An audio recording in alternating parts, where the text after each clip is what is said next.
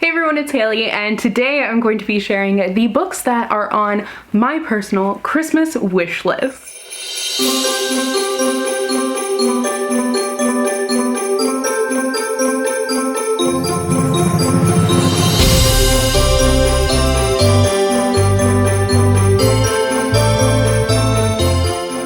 I have a lot of books. That is no mystery. This is something that we know, but I'm always wanting more, to be honest. There's always some that I'm really wanting to pick up, but I keep myself from doing it. And today I'm going to be talking about the ones that I wish that I had and that I will be asking for Christmas theoretically, but I won't actually be because I just get books for myself. But if I had a Christmas wish list for books, these are the books that would be on them. Does that make sense? I think I over-explained it again. Also, happy Bookmas Day 23. I definitely didn't say what Bookmas Day it was. We have 2 days left until Christmas. It is Christmas Eve Eve. Happy Christmas Eve Eve. If you watch Eloise at Christmas time, she says that in the movie, so now I watch it every Christmas Eve Eve, so that is what I will be doing today. But before we get into the books that are on my Christmas wish list, don't forget to click that subscribe button and then click the bell icon so you'll be notified whenever I post. I'm putting up a new video every single day for the entire month of December, so you don't want to miss any of those. Tomorrow for Bookmas Day 24, I'm going to be doing a Christmas bookshelf scavenger hunt, do I have that book sort of thing. You guys sent me the prompts, which were all really good. I actually had a really hard time narrowing it down, but that's gonna be a lot of fun, so come back for that. But without further ado, let's get into the list. So the first book that I have on my Christmas wish list is Children of Ragnarok by Cinda Williams-Chima. I didn't know that this book was a thing, didn't know it was coming out until I was doing some book shopping and everything, and I saw this and I was like, oh, interesting. So Cinda Williams-Chima is the author of The Warrior Heir. I don't remember what that series is called, but she has written fantasy books that are very popular. I actually have never read anything by her, but I've been intrigued. It's just been by the time that I found out about them, there were so many books in the series that getting caught up just seemed like a nightmare. So I just never did it. But since this one is the first book in a new series, it seems like the perfect time, right? It seems like a match made in heaven. So this is Norse mythology, a Norse mythology inspired fantasy essentially, and first of a new series by a well-known fantasy author that is very popular.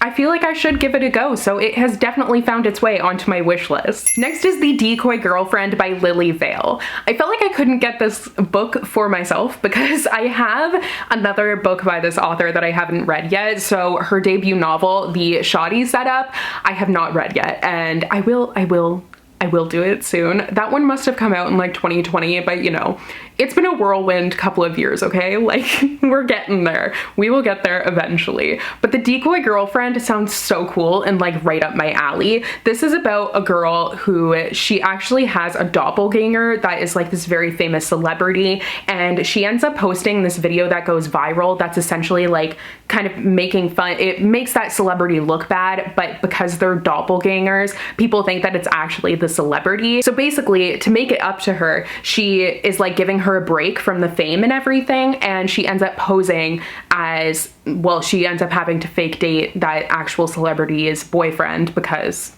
she has to stand in, and pose as the girlfriend. You get it? Yeah. So it sounds like it's gonna be really good. Sounds like the setup for a lot of hilarity, but also, tricky situations that I really love in a romance novel. Next is Belladonna by Adelaine Grace. I tried to read, I can't remember if I actually did finish this book or if I DNF'd it, but I think I DNF'd it, but it was something sea related, all the seas in the world, I don't know, but Adelaine Grace, her debut novel, and I wasn't a big fan of it, obviously, because I can't remember if I finished it or DNF'd it. I think I DNF'd it, but this one has me intrigued because it's poison and stuff. It seems really interesting. It's about a girl who her family, it's this highly romantic and gothic world, and she is living with the last members of her family, they're far off relatives essentially, but they're very eccentric and weird, and one of them ends up coming back and saying that there was poison in this whole mystery, so then it becomes a murder mystery, but a fantastical murder mystery. It's kind of reminding me a little bit of Long May She Reign, which I was a really big fan of. So I think that has made me more intrigued by this one. Next is Other Birds by Sarah Addison Allen.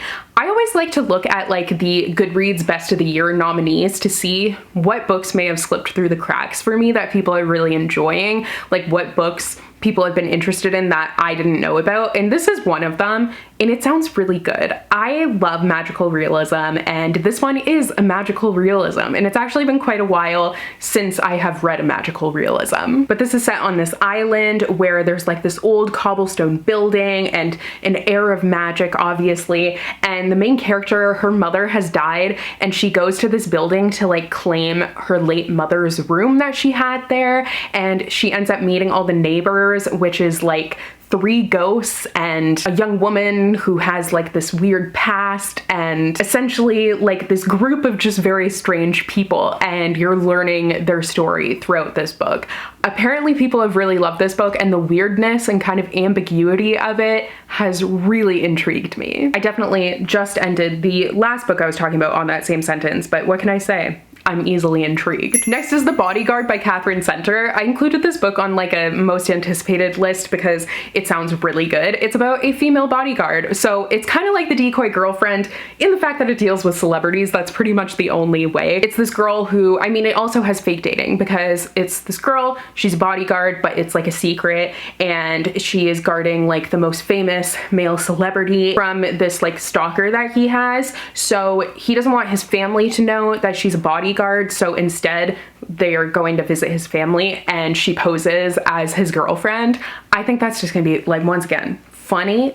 Seems like it's gonna be a mess, but I'm here for it. Next is Booked on a Feeling by J.C. Lee. The only thing that I needed to know about this book was that it dealt with a bookstore and that it is a childhood friends to lovers romance. I am such a sucker for childhood friends to lovers. It is my favorite. I don't know why. I just really, really love it. And that's exactly what we have here. We have an overachieving lawyer, a failing bookstore, and childhood friends to lovers, and like he has 3 weeks to spend with the girl of his dreams, and like will they, won't they, all of that. He doesn't want to ruin their friendship. It's going to be so frustrating. I don't like slow burn, which is funny because almost always like childhood friends to lovers are slow burn. I guess I just don't like slow burn if it's like they're not, you know, they're kind of like flirting a little bit, but if they're friends already, then I'm okay with it. I can't explain, but I need a new childhood friends to lovers in my life, and this had to go on the list. Next is The Feeling of Falling in Love by Mason Deaver. So I read, oh, what's it called? I can't remember the name of their first book right now. I Wish You All the Best. I read I Wish You All the Best last year by Mason Deaver, and I was a really big fan. So now that they have a new book out, I am really wanting it. This is kind of an interesting childhood friend sort of thing because we have the main character, Neil, and he is set to go to attend his brother's wedding with his childhood friend who now they're friends with benefits, but he has like been in love with him for forever, and he ends up confessing his love, but it ends up being unrequited love. So then he has to find a new date for this wedding and ends up like kind of seemingly forcing his roommate into it. But obviously I think we're gonna have a little, not enemies to lovers because they live together, but maybe enemies to lovers, just some like tension there, you know? It sounds good. Like I do enjoy reading about unrequited love because it's something that is not written about a lot, but it's something that happens quite often. Next is Kaleidoscope by Cecily Wong. This is a book about 2 sisters who are caught up in their parents' ambitions. It's about family and the expectations that they have with this like failed version of the American dream that they're trying to live. There's an accident that ends up like ruining everything and bringing everything crashing down, and then obviously the fallout from that and the journey after that is what you're following in this book. I think that the concept for this one sounds really interesting, and I've seen some great reviews for it, so it has me very interested. I'm not gonna say intrigued. Said interested instead, which is the same thing, but whatever. Next is Weds Destiny by Tomi Abaro. This is also a book that's about a concept that I haven't read all that much about, but I do like it. And it's kind of like estranged friends are the focus of this. So 3 best friends in college, and they haven't seen each other, and they end up reuniting after 30 years in Lagos for one of the friends' daughter's wedding. They were like inseparable when they were in college in Nigeria together, but then they've kind of all like gone off on their own, done their own things, and now they're actually coming together. So I think this seems interesting. Like, why was there a fallout? What happened? I do love reading about friendship rather than romance, and it seems like this story is going to focus on that, and I'm definitely interested in that. I can't think of other words right now. Next is The Last Dress from Paris by Jade Beer. This kind of reminds me a little bit of, I forget, why can't I think of anything right now? My brain is dead. The Paper Girl of Paris? I can't, it's over there. I don't remember the title. I'm just gonna put the cover on the screen because that's gonna be so much easier, and I'm putting covers on the screen anyways. But it kind of reminds me of that because it's set in like the present and then in the past and also in Paris, and it involves a grandmother. I thought that book could have been like a lot better than what it was, but like this is definitely very different. It's just the overall frame is kind of reminding me of it a little bit. So this follows a main character who loves her grandma more than anything, like would do anything for her. And it's like 2017 and her grandma asks her to go and like do something for her, and they end up going off to Paris. I mean, they live in England, but they end up going off to Paris to get this Dior dress. So she's really confused. And then the other part is set in post-war Paris. So like things are thriving again and everything. It's like glamour, all of that after the war.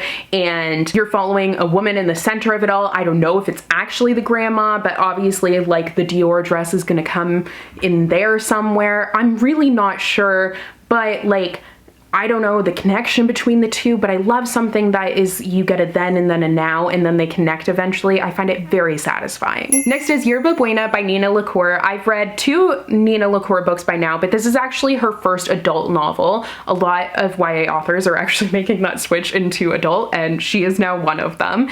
And this is about star-crossed lovers. It is a lesbian romance about star-crossed lovers, and I love a good star-crossed lovers romance. Next is Take My Hand by Dolan Perkins Valdez. I've seen this book like pop around everywhere, and it has made me honestly want it in my hands like right now. It's inspired by true events, but it's following a Black nurse, and she is living in post-segregation Alabama, and she ends up being a whistleblower for the like atrocities that are being inflicted on her patients. I really love historical fiction, and this sounds like a great one, so I have a feeling I'm really gonna love it. Next is The Bright Side Running Club by Josie Lloyd. This sounds like a book that is going to absolutely rip my heart out, but I think it's gonna be really beautiful as well. So it's one that I think I'm gonna enjoy, but like not really enjoy, if you know what I mean.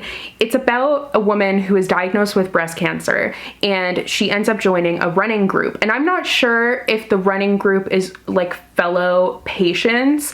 I wasn't really clear on that from the synopsis, but I know that the character, she's trying to like not let that stop her. She doesn't want to be just defined by that. She doesn't want to tell her family. She doesn't want to take time off of work, and she's just trying to live like a normal life.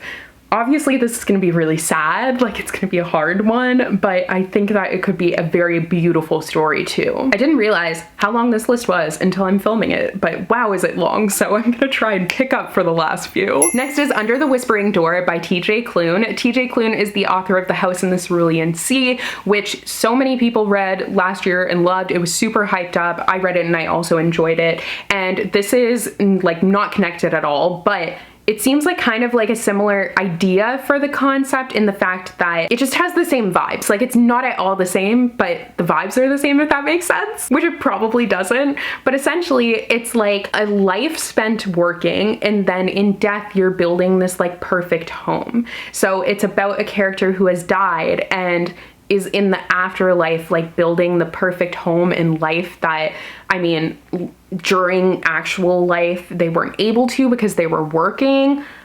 I really don't know, but like I want to know. Next is One Night on the Island by Josie Silver. I think this sounds great, and Josie Silver is the author of One Day in December, which, oh, I just realized one night. I just got that. But I really enjoyed One Day in December. I was a big fan. I know like a lot of people didn't. It was definitely kind of more of a controversial read, like you either loved it or you hated it, but I was a big fan. One Night on the Island sounds really good because it's about 2 characters who are kind of looking for solitude. The one is a love columnist, and she's trying to like reignite her column and everything. Her boss has suggested that she goes away, so she goes to this Irish island hoping to be there by herself, but it's double booked. So it's like the one bed trope. Well, it probably is still one bed, but it's also one island. And that sounds amazing. Next is Loveboat Reunion by Abigail Hing Wen. This is the companion to Loveboat Taipei, which I read 2 years ago now, I don't even know, but I was a really big fan of that one. I liked it a lot. It was such a fun but also really interesting YA story, and now this is the story of Sophie and Xavier from that first book, and I would love for them to get their own story, so I thought I pre-ordered this one, but my pre-order never showed up, so now it's on my wish list. Next is Harlem Shuffle by Colson Whitehead. Colson Whitehead is the author of The Underground Railroad, which was very popular a couple of years ago, and it's one that I picked up recently, but like I haven't actually read it yet. I'm really hoping to get to it very soon. But this is set in Harlem in the 1960s, and I've just heard such amazing things about Colson Whitehead that I've pretty much already decided like I want to read anything that he writes, and this sounds like really interesting as well. It's like a family saga, a morality story, but also a crime story. The story is a lot of things, but above all, it says that it is enjoyable to read, and I mean, that's really what counts. And the last book that I wanted to talk about today that is on my wish list is 50 Words for Rain by h.leblanc. This book is actually probably close to the top of my wish list, to be honest, because I think it sounds really great. It is set in Japan post World War II, and I've never read anything, like I've read a couple of things that are post World War II, but usually stories are set during. There are like a few after, and I feel like they're starting to be more recently, but most of those have been in Western settings. I've like read about European settings, but I've never read anything about the Eastern Front,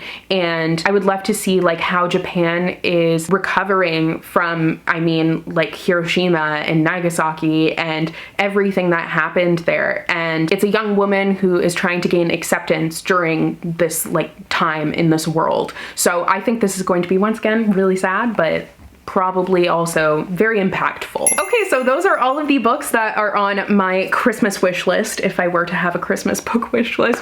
But I hope you guys enjoyed today's video. Thank you so much for watching. Don't forget that tomorrow for Bookmas Day 24, we are going to be doing the little Christmas bookshelf scavenger hunt. So it's going to be a lot of fun, and I will see you guys then. Bye!